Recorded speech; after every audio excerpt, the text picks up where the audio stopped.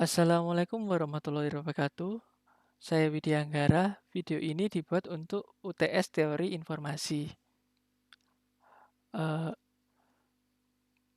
UTS-nya mereview 3 judul jurnal dan membuat papernya.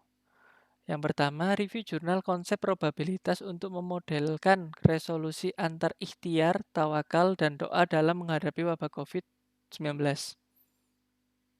Judul, Jurnal konsep probabilitas untuk memodelkan resolusi antar ikhtiar, tawakal, dan doa dalam menghadapi wabah COVID-19. Total halaman ada 6, dari tahun 2020, penulisnya Rio Aurahman. Masalah pada jurnal ini, pandemi COVID telah menciptakan tantangan yang kompleks, tidak hanya dari segi kesehatan fisik, tetapi juga mental dan spiritual. Dalam situasi ini banyak orang mengandalkan usaha, ikhtiar, kepasrahan, tawakal, dan doa sebagai bagian dari respon mereka terhadap krisis. Penelitian ini berusaha untuk memadukan pendekatan probabilistik dengan nilai-nilai keagamaan tersebut.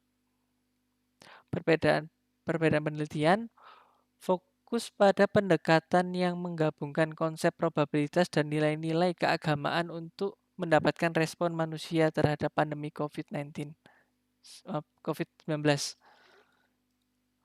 Probabilitas yang menghubungkan usaha, tawakal, dan doa menghasilkan interaksi dinamis antara ketiga elemen tersebut.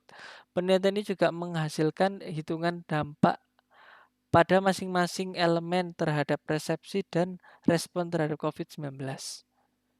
Beralih ke jurnal yang kedua.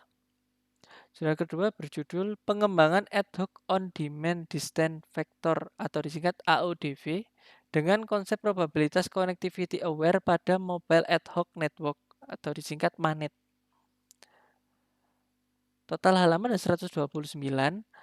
Pada tahun 2020, penulisnya Maulana Sekhan. Masalah dalam jurnal ini, dalam jaringan ad hoc bergerak mobilitas tinggi dari node seringkali menyebabkan koneksi yang tidak stabil. Akibatnya, sering terjadi pemutusan jalur komunikasi dan peningkatan beban dalam proses pencarian rute.